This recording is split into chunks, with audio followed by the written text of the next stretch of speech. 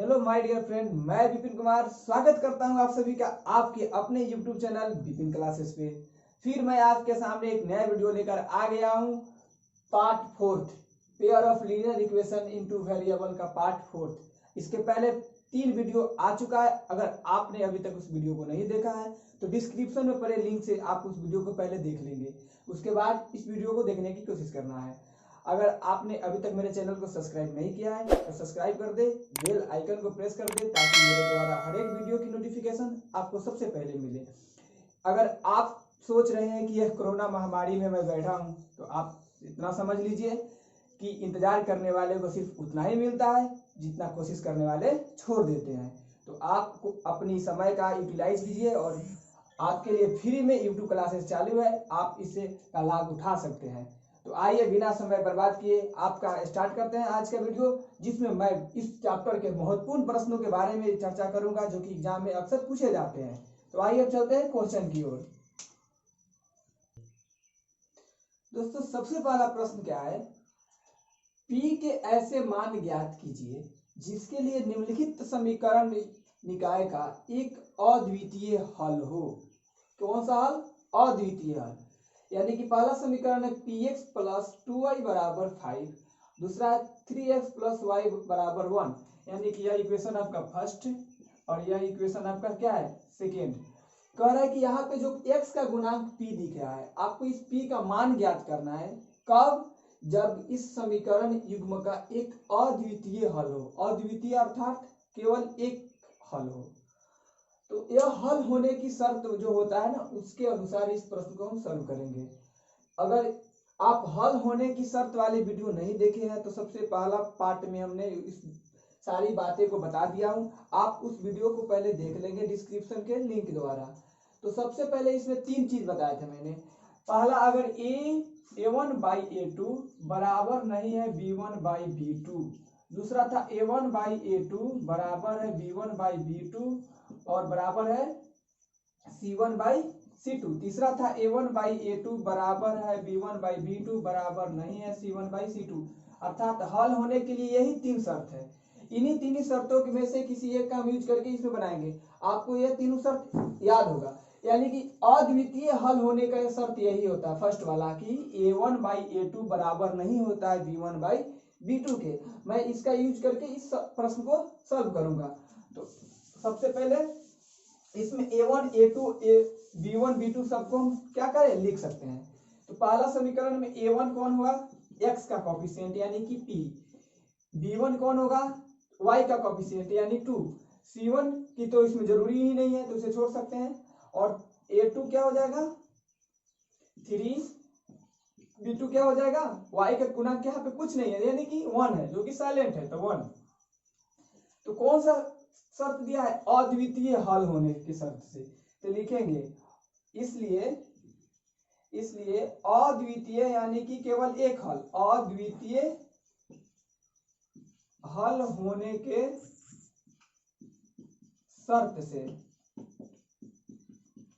अद्वितीय हल होने का शर्त क्या है?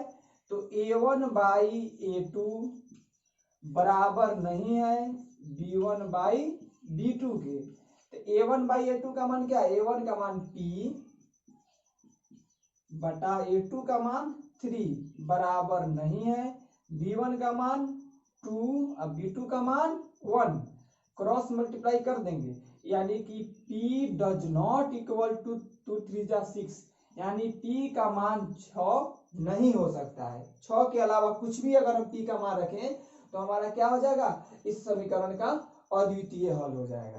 तो आपका यही क्या हो गया? p का मान बराबर नहीं है 6 के। आपका answer p does not equal to 6। I hope कि आपकी बात समझ में आ गई। इसी प्रकार अगर कहता दूसरा, तो आपका दूसरा तरीका ले लेते। यहाँ बोला अद्वितीय हल, तो अद्वितीय हल क्या होता है? a1 बाई a2 बराबर नहीं b1 by b2। a1 by a2 और b1 बाई b2 का मान पुट करिए और यानी कि p का मान कितना गया? 6। अगर p का मान हम 6 रख देते हैं तो हमारा क्या हो जाएगा? अद्वितीय हल नहीं होगा। और p का मान 6 नहीं रखते हैं तो हमारे इस समीकरण का हल क्या हो जाएगा? अद्वितीय हल हो जाएगा। आई होप की बात समझ गए, आप इसे लिख सकते हैं। अब इसी प्रकार का दूसरा प्रश्न क्या है? k के किस मान के लिए रैखिक समीकरण युग्म निकाय का अनंत हल होंगे? यहाँ पे कौन सा हल है, अनंत हल होने के कंडीशन में यहाँ जो x का गुणांक k दिख रहा है इसका क्या मान हो सकता है। तो सबसे पहले इसमें हम क्या कर ले, अनंत हल होने का शर्त क्या होता है, a1/a2 बराबर b1/b2 बराबर c1/c2, यानी तीनों रेशियो क्या हो, आपस में बराबर हो। हम अगर इसको इधर भेज ले तो हमारा c का मान हो जाएगा, यहाँ लिख ले a1 क्या हो जाएगा k, b1 क्या हो जाएगा 3 और c1 क्या हो जाएगा, इसको इधर जब ट्रांसफर करेंगे तो k प्लस में है तो माइनस में है, 3 माइनस में है तो प्लस में। a2 का मान क्या हो जाएगा 12, b2 का मान k और c2 का मान क्या हो जाएगा -k। तो कह रहा है अनंत हल होने के शर्त से, यानी कि इसलिए अनंत हल होने के शर्त से, अनंत हल होने का शर्त क्या है, a1/a2 बराबर b1/b2 बराबर हो c1/c2, यानी तीनों रेशियो आपस में क्या है बराबर है। हम किसी दो रेशियो को लेके ही बना सकते हैं। तो यहाँ ले a1/a2 बराबर b1/b2, a1 का मान कितना है k, तो यहाँ रख सकते हैं k बटा a2 का मान 12 बराबर b1 का मान 3 और b2 का मान k, यहाँ रख देंगे k। अब यहाँ क्या करेंगे क्रॉस मल्टीप्लाई, k को k से गुना करेंगे तो k स्क्वायर, 12 को 3 से करेंगे तो 12 3 36। अब इधर से जब स्क्वायर ट्रांसफर होगा उधर तो रूट बन जाएगा, हमारा क्या आ जाएगा k का मान आ जाएगा +-6। आपका k का मान कितना हो जाएगा +-6, यानी कि जब k का मान +-6 हो सकता है तो हमारा इस समीकरण निकाय का क्या हो जाएगा अनंत हल हो जाएगा। आपको बात समझ में आ गई होगी, आप इसे नोट कर सकते हैं। दोस्तों इस प्रश्न में k का मान जब भी हम रूट में से निकालते हैं तो प्लस माइनस दोनों निकलता है। अगर हम k का मान -6 रख के अगर इस समीकरण इस रिजल्ट को सेटिस्फाइड कर रहे हैं तो हमारा दोनों तो सेटिस्फाइड हो जाएगा, बट यहाँ नहीं हो पाएगा। यहाँ -6 रखिएगा -3 -6 -3 -9 बटा -6 कट जाएगा आपका, जबकि रेशियो बराबर नहीं आ पाएगा। इसलिए यहाँ पे क्या हो जाएगा k का केवल मान कौन सा हो सकता है 6। तो k का दोनों में से कौन सा मान हम लेंगे, k बराबर 6। आप इस क्वेश्चन को नोट कर लिए होंगे। चले अब इसके बाद हम अगले प्रश्न की ओर चलते हैं। इसके बाद अगला प्रश्न है अल्फा और बीटा के मान ज्ञात कीजिए जिनके लिए निम्न समीकरण निकाय के अनंत हल होंगे। यानी फिर दो समीकरण आपको दिया हुआ है, इसमें अल्फा और बीटा दो मान ज्ञात करना है। यहाँ अल्फा आपको दिख रहा है और यहाँ फिर बीटा, अल्फा बीटा, यानी यही अल्फा और बीटा का मान ज्ञात करना है। क्यों, जब इस समीकरण निकाय का अनंत हल होगा तब। यह बहुत इंपोर्टेंट क्वेश्चन है, आप इसे थोड़ा ध्यान से समझिएगा। फिर आप क्या लिखेंगे, यहाँ a1 क्या है 2, b1 क्या है 3, c1 क्या है -7, यानी c इधर आ जाता है -7 हो जाएगा। a2 क्या है, यहाँ देखिए x का गुणांक, तो x की छोड़कर बाकी जो इसके साथ गुना में आपका पूरा का पूरा क्या कहलाएगा a2 कहलाएगा, यानी कि 2 अल्फा।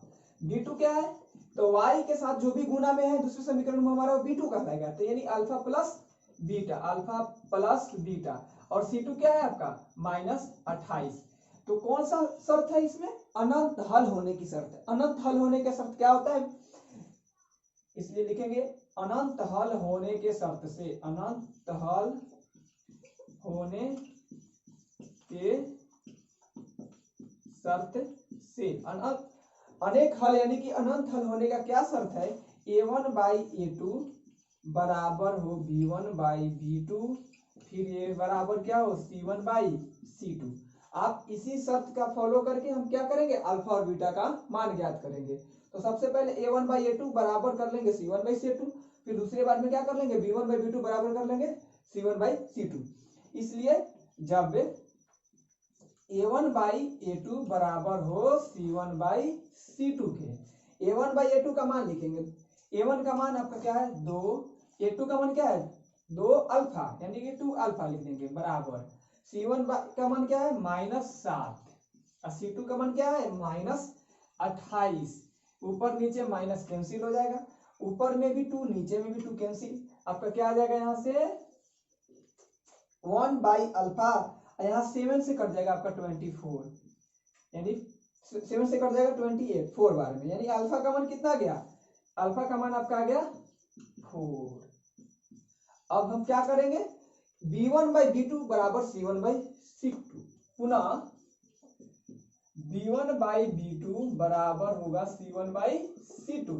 तो b1 का वैल्यू क्या है 3, b2 का वैल्यू क्या, अल्फा प्लस बीटा, तो b1 का वैल्यू हो जाएगा 3, b2 का वैल्यू हो जाएगा अल्फा प्लस बीटा बराबर c1/c2, फिर हो जाएगा -7 बटा -28, -7 बटा -28। आप तो आपको अल्फा का मान मिल चुका है ना कितना 4, तो जहां अल्फा वहां 4 रख सकते हैं, 3 बटा अल्फा के स्थान 4 रख देंगे और बीटा को बीटा रहने देंगे, ये कट जाएगा आपका 1/4। अब क्या करेंगे, हम क्रॉस मल्टीप्लाई कर देंगे यहाँ से जब यहाँ मल्टीप्लाई करेंगे तो 4 प्लस बीटा और 3 × 4 हो जाएगा आपका 12, बीटा को इधर रखिएगा 12 4 जाकर -4, यानी कि बीटा का वैल्यू कितना आ जाएगा 8। इस प्रकार अल्फा और बीटा का मान कितना आ गया, अल्फा आ गया 4 और बीटा का मान आ गया 8। जब अल्फा 4 और बीटा 8 हो तो इस समीकरण निकाय का क्या होगा, अनंत हल होगा। तो आई होप कि आपको बात समझ में आ गया होगा, आप इसे नोट कर लें। दोस्तों पार्ट 3 वीडियो में जो आपको मैंने होमवर्क दिया था 4 प्रश्न, उन चारों प्रश्नों का मैं आंसर यहाँ बोर्ड पे लिख दिया हूँ। आप अपने क्वेश्चन से इस आंसर का मिलान करके आप अपने क्वेश्चन को चेक कर सकते हैं। आज फिर मैं आपके लिए एक होमवर्क देकर जा रहा हूँ, आप इसे बनाने की कोशिश कीजिएगा। फिर उसके बाद मैं अगले पार्ट 4 के बाद पार्ट 5 लेके आऊंगा, जिसमें भी आपके इस चैप्टर का कुछ महत्वपूर्ण प्रश्न भी बच चुके हैं, उसको मैं डिस्कस करूंगा। दोस्तों आज का पार्ट 4 के टाइप का मैंने आपके लिए 2 होमवर्क दे दिया हूं, आप इन दोनों क्वेश्चन को बनाने की कोशिश कीजिएगा। क्वेश्चन क्या है कि t के किस मान के लिए निम्नलिखित समीकरण युग्मों का कोई हल नहीं होगा। यानी कि 2 क्वेश्चन है, एक क्वेश्चन आपका यहाँ, एक क्वेश्चन यहाँ है, इसके लिए समीकरण फर्स्ट यहाँ, समीकरण सेकेंड यहाँ। आप इस क्वेश्चन को हल कीजिएगा किस कंडीशन में, कोई हल नहीं होने के कंडीशन में। फिर दूसरा समीकरण है यहाँ, दूसरा क्वेश्चन का फर्स्ट समीकरण और यहाँ सेकेंड समीकरण, इन दोनों समीकरण से फिर निकालना है कोई हल नहीं होने के शर्त से t का मान क्या होगा। आई होप कि आज की क्लास आपको समझ में आया होगा। अगर आज की क्लास आपको पसंद आए तो लाइक बटन को जरूर दबा दीजिएगा। अगर आपने अभी तक मेरे चैनल को सब्सक्राइब नहीं किया है तो सब्सक्राइब करके बेल आइकन को जरूर प्रेस कर दीजिएगा, ताकि मेरे द्वारा हर एक वीडियो की नोटिफिकेशन आपको सबसे पहले मिले। आई होप आपको आज की सारी बातें समझ में आई होगी। फिर मिलेंगे नेक्स्ट क्लास में, तब तक के लिए okay, thanks, bye, take care.